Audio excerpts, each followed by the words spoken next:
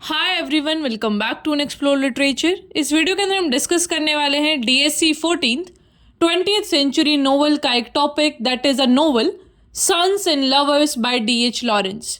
ये काफ़ी interesting novel है, तो लास्ट तक देखिएगा ताकि आप किसी पॉइंट को मिस ना करें।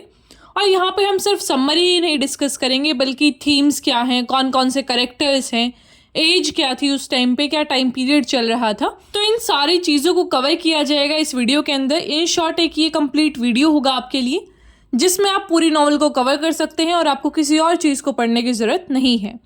So now let's start the topic and please also subscribe the channel.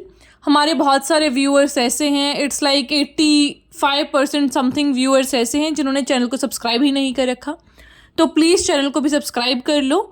Your support, your feedbacks matters a lot to us, so please subscribe the channel. तो अब सबसे पहले बात करते हैं राइटर की। तो राइटर का नाम है डी.एच. लॉरेंस। पूरे नाम की बात करें तो it is David Herbert Lawrence. Time period था इनका 1885 से लेके 1930 तक। बर्थ प्लेस तो he was born in England.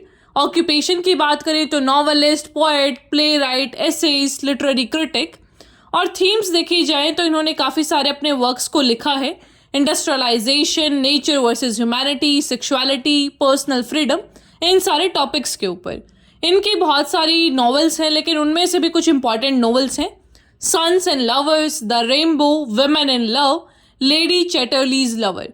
ये तो बहुत ज़्यादा इंपॉर्टेंट नॉवल है लास्ट वाली, एंड दिस फर्स्ट वन जो हम कवर कर रहे हैं अभी, सन्स एंड लवर्स, इसको भी बहुत ज़्यादा इंपॉर्टेंट माना गया है। Now let's talk about the time period कि क्या बैकग्राउंड था, क्या कुछ एज चल रहा था उस टाइम पे। तो ये नोवेल पब्लिश हुई थी 1913 में और इसको एक बहुत ज़्यादा मेजर वर्क माना जाता है अर्ली 20th सेंचुरी का। पूरा जो करियर था लॉरेंस का उसमें इसको ये बोला जाता है कि भाई बड़ा अच्छा एक स्टार्टिंग पॉइंट था। And it was a shift कि पहले क्या होता था, जब आपने विक्टोरियन एज की नॉवेल्स देखी होंगी वहाँ पे ज़्यादा ये सेक्सुअलिटी हो गया, फ्रीडम हो गया, इन टॉपिक्स पे ज़्यादा बात नहीं की जाती थी। लेकिन अभी जो लॉरेंस है उन्होंने थोड़ा शिफ्ट करा and he talked about the psychological themes. जो आपको दिखेगा कहानी में कि नॉर्मल घर पे लड़ाइयाँ हो रही हैं, तो that is not a normal thing.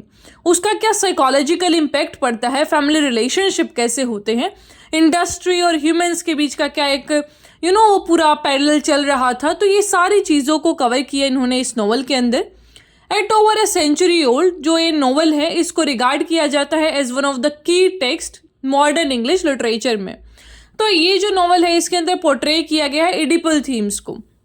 इडिपल themes का मतलब क्या है, आपने वो पढ़ी होगी इडिपस रेक्स। तो उस नोवेल में क्या होता है, फ्रूइड का कॉन्सेप्ट दिखाया गया है कि किस तरीके से, देखो दो तरीके से उन्होंने अपना कॉन्सेप्ट दिया था। एक था Oedipus complex and the other was Electra complex. मतलब कि जब एक लड़का अपनी मदर से ही अट्रैक्टेड होता है सेक्सुअली, उसे बोलते हैं इडिपस कॉम्प्लेक्स, और जब ये केस एक डॉटर का और फादर का होता है उसे बोलते हैं इलेक्ट्रा कॉम्प्लेक्स। तो उन्हीं थीम्स को इन्होंने अपनी नॉवल के अंदर दिखाया है by this different characters named Paul and his mother ग्रेट्यूड। तो ये सारा जो एक ऑटोबायोग्राफिकल एलिमेंट्स है वो भी आपको देखने को मिलेगा। तो बेसिकली उस टाइम पे ना एडवर्डियन एज चल रही थी जिसका इन्फ्लुएंस इनके वर्क पे देखने को मिलता है। अब ये एडवर्डियन एज क्या होती है? एडवर्डियन एज इंग्लिश लिटरेचर के उस टाइम पीरियड को रेफर किया जाता है जिस टाइम पे किंग एडवर्ड रूल कर रहे थे 1901 से लेके 1910 तक। लेकिन जब वर्ल्ड वॉर फर्स्ट हुआ तो उसकी वजह से ये जो इन्फ्लुएंस है 1914 तक रहा इसका, किंग एडवर्ड का। He was king Edward 7th। ठीक है, तो ये इन्फ्लुएंस इनका रहा, तो इस पीरियड को ये बोलते हैं एडवर्डियन एज। तो ये जो एरा है is often seen as a transition between, कि विक्टोरियन और जो मॉडर्न पीरियड का एक ट्रांजिशन फेज जो आया ना उसको हमने एडवर्डियन एज बोला, जहाँ पर सोशल, पॉलिटिकल और कल्चरल चेंजेस आए ओवर टाइम। अब ऐसा नहीं होता है कि एक टाइम पे लोग कुछ बोल रहे हैं और सीधा वो डायरेक्टली कुछ और चीज़ बोलने लग जाएंगे सुबह उठ के। एक एकदम लोग एजुकेट नहीं होते हैं, एक एकदम लोग लिटरेट भी नहीं होते हैं। इट टेक्स टाइम सारी चीज़ों को एक्सेप्ट करने में। आपको जो चीज़, for example you can talk about love marriages, जो पहले बहुत ज़्यादा ये था कि भाई नहीं ये चीज़ें तो हो ही नहीं सकती, now it is becoming the new common now. ठीक है, तो चीज़ें नॉर्मलाइज होती हैं। जो भी चीज़ें आज आपको ये लग रहे हैं कि नहीं यार ये तो नहीं हो सकता, तो साइंस में भी ऐसी बहुत सारी चीज़ें हैं। अब एयरप्लेन्स उड़ रहे हैं, पहले किसने सोचा होगा एयरप्लेन्स उड़ेंगे? तो वही एक ट्रांजिशन का फेज़ यहाँ पे भी आया था विक्टोरियन से मॉडर्निस्ट एरा के बीच में, जिसे एडवर्डियन एज बोला गया। यहाँ पे जो राइटर्स हैं उन्होंने प्राइमरली फोकस करा सोशल इनइक्वालिटीज़ पे कि क्या क्लास डिवीज़न है, वेल्दी और वर्किंग क्लास के बीच क्या रिलेशन है, रिजिड स्ट्रक्चर क्या है सोसाइटी का, लोअर क्लास को कैसे ट्रीट किया जाता है।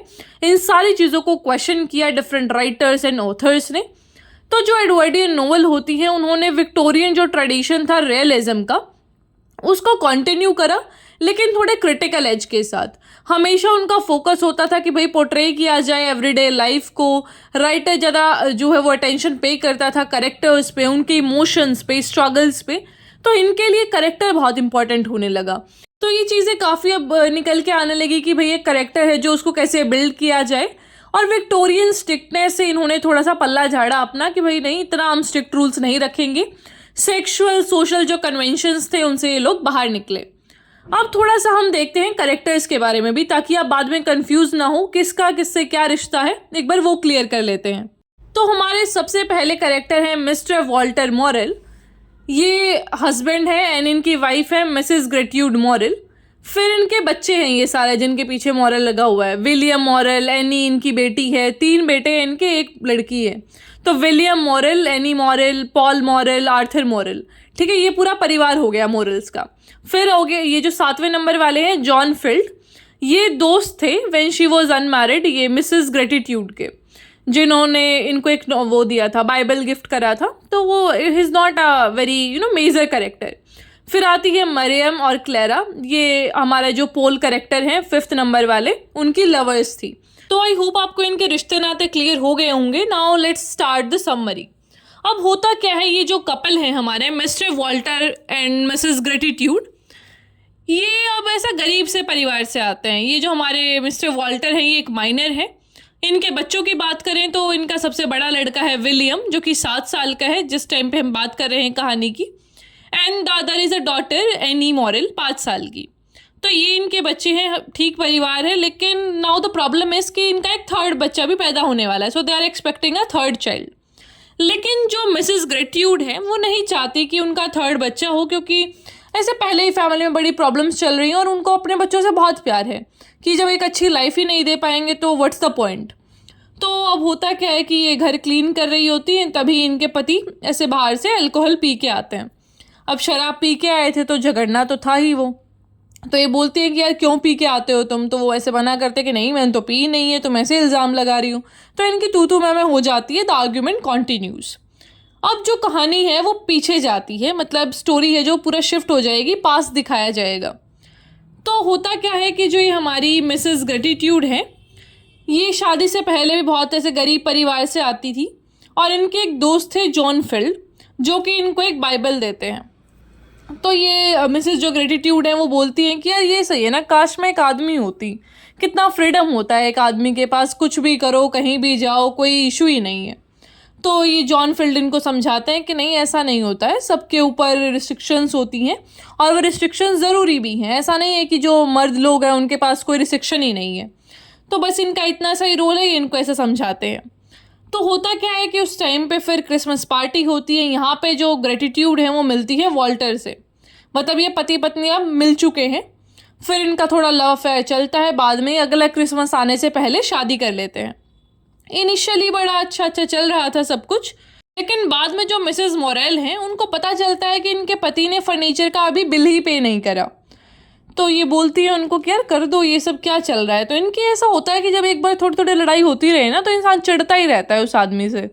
और इनकी मिस्टर मॉरेल की हरकतें भी ऐसी ही थी, कुछ तो गरीब, फिर ऊपर से पी के आ रहे हैं, ठीक है। तो फिर वो सारा सिचुएशन घर का फाइनेंशियल बिगड़ा हुआ था, तो इनकी लड़ाइयाँ होती हैं, बहुत ऐसे परेशानियाँ चल रही थी।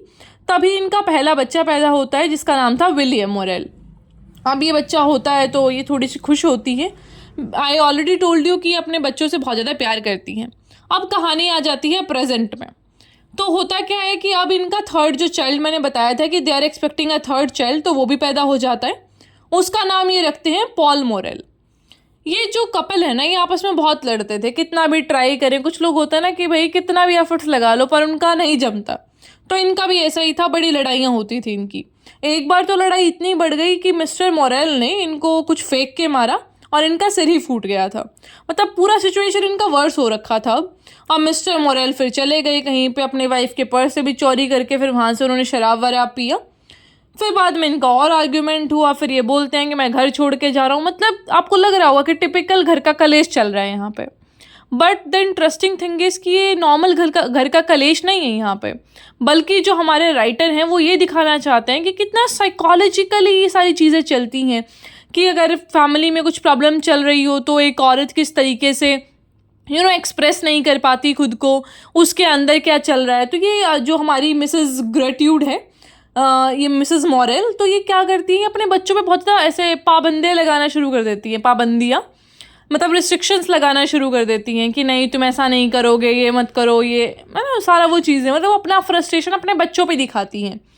तो वो चीज़ यहाँ पे आपको देखने को मिलेगी कि फैमिली में जो भी आपके डायनामिक्स चलते हैं, कैसा रिलेशन है, उससे आपकी साइकोलॉजिकल हेल्थ पे, मेंटल हेल्थ पे पूरा कितना फ़र्क पड़ता है। तो वो चीज़ें यहाँ पे दिखाई गई हैं। फिर इनका एक चौथा बच्चा भी पैदा होता है जिसका नाम ये आर्थर रखते हैं। लेकिन यहाँ पे ये था कि जो मॉरेल है, मिस्टर मॉरेल, वो काफ़ी प्यार करते थे आर्थर को।